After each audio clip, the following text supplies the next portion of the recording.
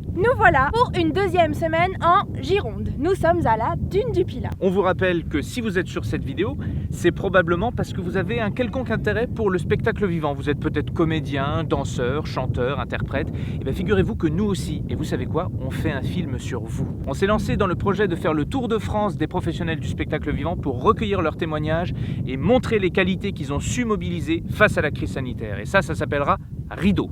Plus d'informations sur notre site internet www.augustaetcorentin.com. Alors d'abord cette semaine, on se rend dans le champ de foire à Saint-André-de-Cubzac pour rencontrer son directeur et découvrir le lieu. On rencontre Noémie, qui est une interprète qui joue dans un des spectacles du champ de foire. On va la rencontrer sur place d'ailleurs, avant même qu'elle ne joue le soir même. Et ensuite, pour finir, le troisième rendez-vous, on rencontre Olivier Villeneuve, qui est metteur en scène. On est toujours aussi au Komono, le Komono Circus, qui est l'école de cirque de Barto et Céline, que vous avez vu la semaine dernière. Exactement, qu'on a interviewé la semaine dernière. Je vous mets un lien pour aller voir cette vidéo là aussi. On y va ? On y va, c'est parti. Salut.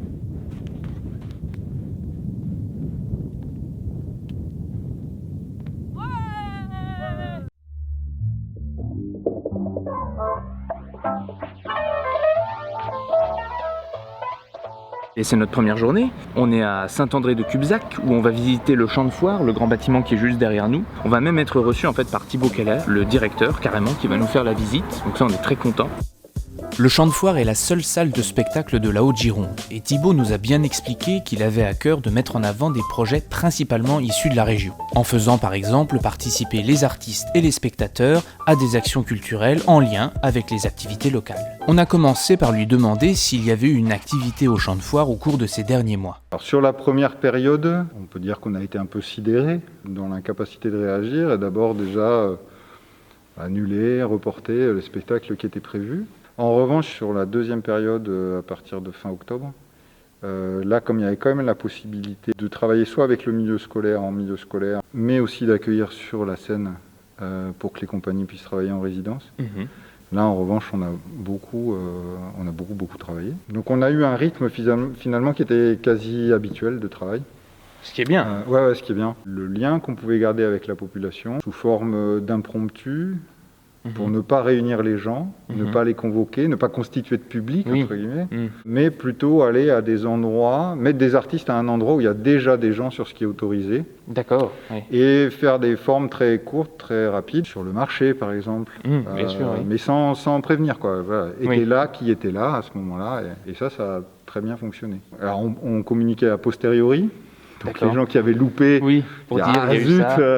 On aurait bien aimé être là. Et puis du coup, ça nous a aussi permis de toucher un public ou une population qui ne pousse pas forcément les portes du champ de foire et qui est là pour faire ses courses. Là, il me semblait qu'on devait être à un endroit où on pouvait être nécessaire et utile.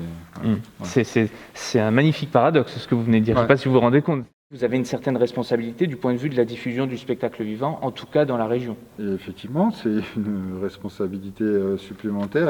Alors, il ne s'agit pas de faire venir tout le monde, parce que tout le monde n'a pas forcément cette appétence-là, mais en tout cas, d'essayer de susciter une curiosité en m'appuyant par exemple sur des éléments du territoire, que ce soit l'estuaire, les carrières souterraines par exemple de pierre, que ce soit le passage du 45e parallèle nord, des éléments comme ça de territoire qui peuvent avoir une puissance d'imaginaire sur lesquels les artistes peuvent rebondir, s'en saisir.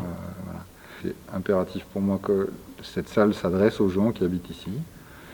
Que ça se construise avec eux, et notamment avec des projets participatifs ou collaboratifs.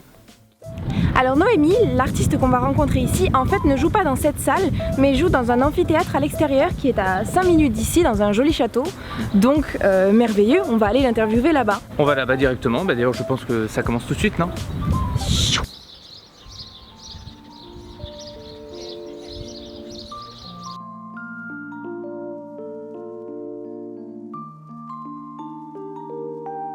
On a de suite été charmés par la beauté de ce petit parc public. Là, nous sommes à l'arrière du château. Il y a une petite cour qui sert d'amphithéâtre à la première partie du spectacle. L'autre partie que joue Noémie se trouve un petit peu plus loin dans le parc. On a recueilli ces moments de concentration quelques heures avant son entrée en scène.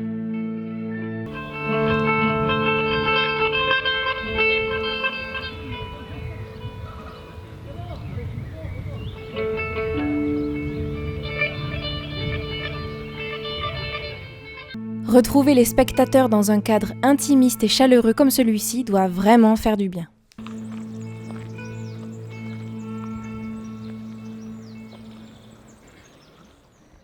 J'ai découvert les arts du cirque un peu par hasard. J'étais en vacances avec mon frère et on faisait chier nos parents. Et du coup, ils nous ont inscrits à un stage de cirque. Et pour moi, je pense qu'on leur fiche la paix. Et j'avais 14 ans et pour moi, c'était la révélation. J'ai adoré. J'ai dit à mes parents, je vais faire ce métier. Ils m'ont pas tout de suite cru, mais pour moi, c'était l'évidence totale. Et j'ai rencontré une femme qui s'appelle Fred Deb, qui a fait la 3e promotion du CNAC, l'école que j'ai faite par la suite. Là au début je voulais être trapéziste, je voulais faire du trapèze et puis finalement elle faisait du tissu, donc elle m'a fait découvrir et j'ai vachement accroché.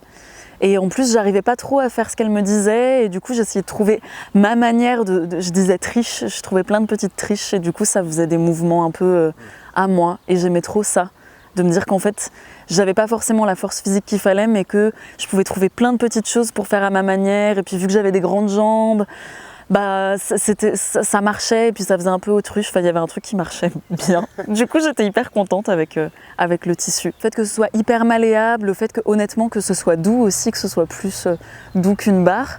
Et après bizarrement j'ai choisi ensuite quand plus tard après je suis allée à Toulouse, j'ai fait des études sur le handicap et le sport et la danse adaptés au handicap mental. En même temps j'allais à Toulouse dans cette fameuse école dont je t'ai parlé en amateur et là je me suis acheté un tissu dans une matière hyper dure, qui brûle beaucoup, pas du tout élastique, mais il y avait un côté que j'aimais trop qui était très brut, qui est pas du tout satiné comme on peut voir dans les tissus que tu as dans les écoles de cirque parfois où il y a un petit côté un petit peu brillant.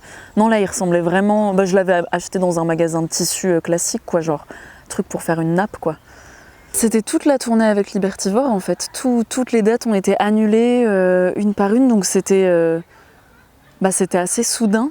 Et au début, j'étais très contente d'être dans une compagnie comme Libertivore parce que ça a mis un peu de temps parce que je pense que tout le monde était un peu dans ces trucs mais on s'est pas mal appelé pour se donner des nouvelles, pour se dire allez ça va le faire, c'est bon, ça tient.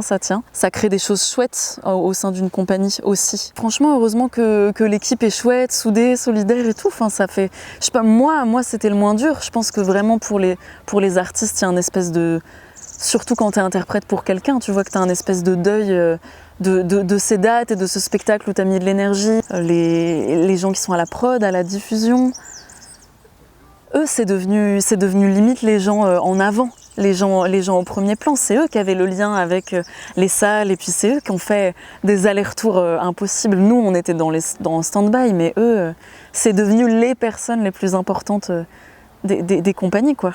C'était quand même long là, du coup ça passe par plein de phases. Je trouve on s'habitue, on se déshabitue très vite aux choses, donc la sédentarité tu t'y habitues, t'adores et puis après t'aimes plus et puis après en fait tu veux pas repartir quand c'est le moment de repartir. Ah ouais, moi je suis passée par des choses comme ça mais après ce qui m'a manqué mais je crois que c'est d'être sur scène et de jouer. C'est l'essence même de pourquoi tu fais ton travail et pourquoi c'est passionnant et tout. Ça m'a manqué et puis du coup aussi c'est tout le questionnement de t'es chez toi et puis du coup il est où le sens à s'entraîner, il est où le sens à créer quand t'es dans une incertitude comme ça. Ça m'a manqué un peu de pourquoi tu fais. Mais après très vite je me suis rapprochée de gens qui ont un peu la même vision de l'aérien que moi. Moi j'habite à Toulouse et c'est un endroit où il y a des possibilités d'entraînement et en fait je me suis rapprochée de gens qui ont une manière de faire de l'aérien très similaire à la mienne et en fait on a beaucoup discuté de ça, de notre rapport maintenant à ce qu'on faisait, de nos questionnements et ça nous a vachement aidé. Mais de toute façon moi ce qui m'a aidé dans ça c'est le collectif. Pour éviter de devenir dingue et de tourner comme un lion en cage. Comment on fait pour créer, s'entraîner sans avoir la perspective que ça va être joué? Le plaisir. Enfin pour moi il n'y a que ça. C'est le rapport au plaisir de faire ce que tu fais, de chercher à ta curiosité parce que sinon il n'y a rien en fait. Si c'est pas pour le partager, et si ça te fait plus plaisir de le faire, c'est mort, c'est fini.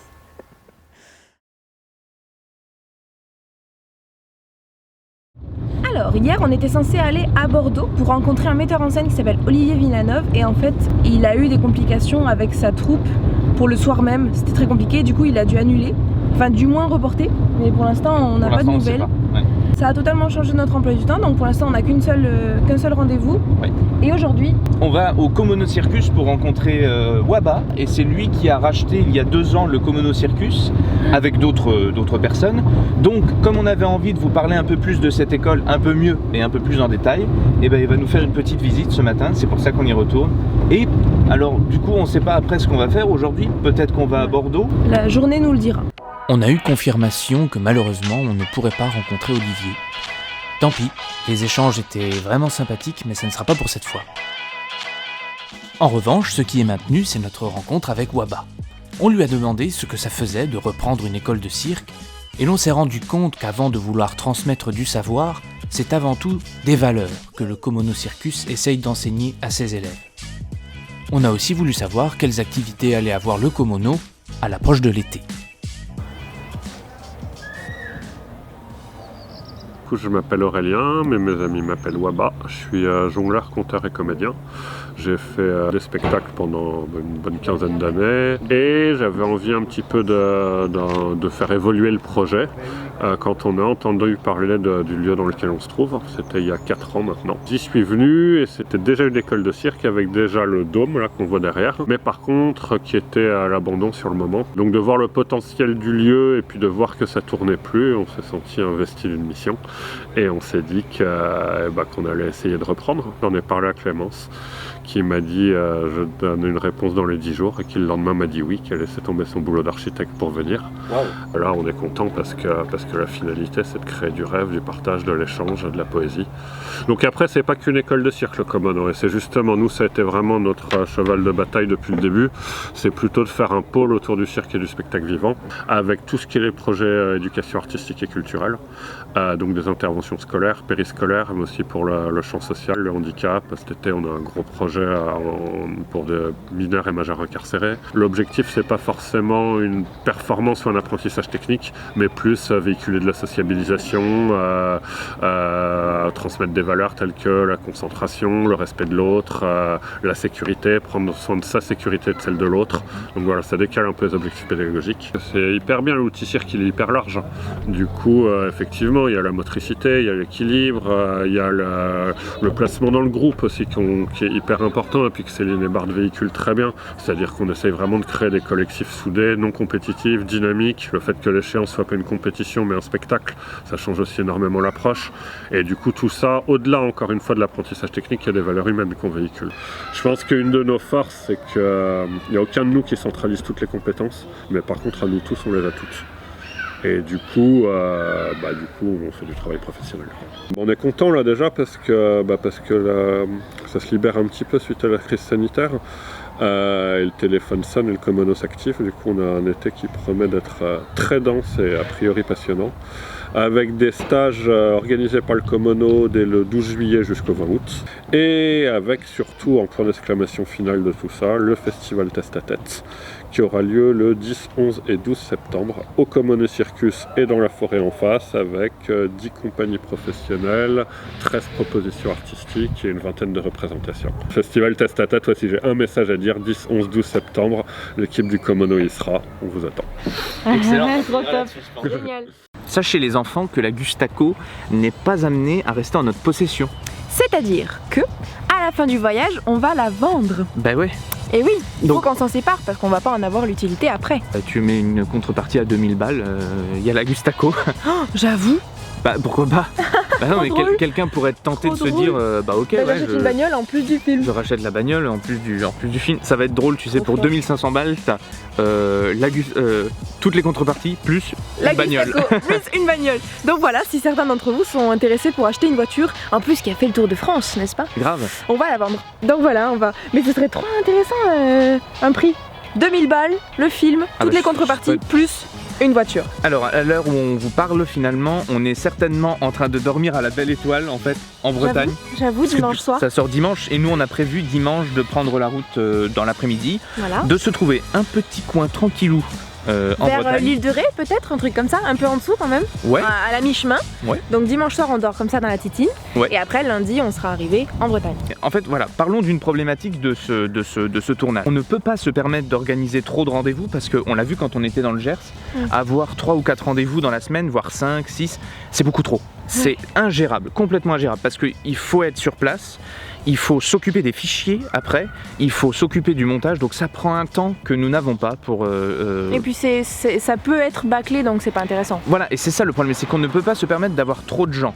Donc du coup, ça veut dire qu'on ne peut pas solliciter non plus trop de gens, parce que si 4 personnes nous disent oui... Et donc, en du même coup, temps, des fois, on a des annulations en dernière minute qui Oui. font qu'on se retrouve avec un seul rendez-vous Voilà. pour la semaine alors qu'on en avait 3. c'est ça, ça fait que des fois on aurait bien voulu finalement solliciter plus de gens. Enfin voilà, c'est une des problématiques qu'il faut savoir gérer, ce qui fait que c'est pas facile d'avoir un emploi du temps sûr.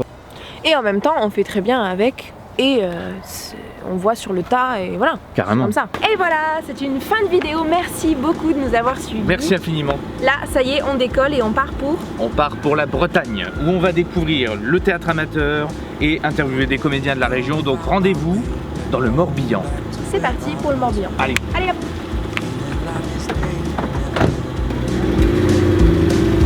Hidden about the place I roam, never feeling quite my own.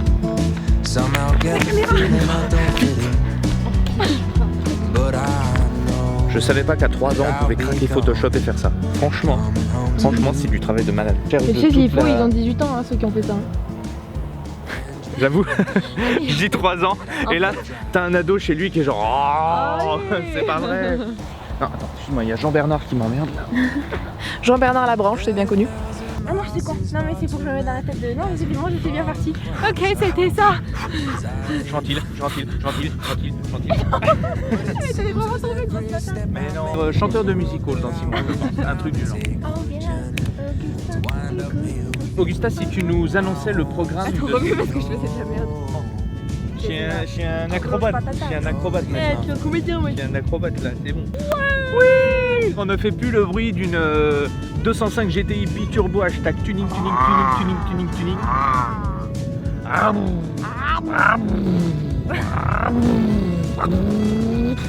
ça fait ça, sauf que là on est à 20 km. Alors attendez, je vais un petit peu vous déplacer parce que vous êtes un petit peu dans le passage. T'empêches pas les gens. Attends, mais il gêne là, on peut pas passer, regarde, on va aller là-bas, c'est un plein passage là. Voilà, donc il faut bouger là, messieurs, dames là. Impossible. Vas-y, en plus, regarde, ça fait gaffe tes paires de chaussures. C'est honteux quoi. 2021. Allez, on s'en va, salut. Allez, je ne sais pas quelle est notre prochaine étape, mais nous y allons.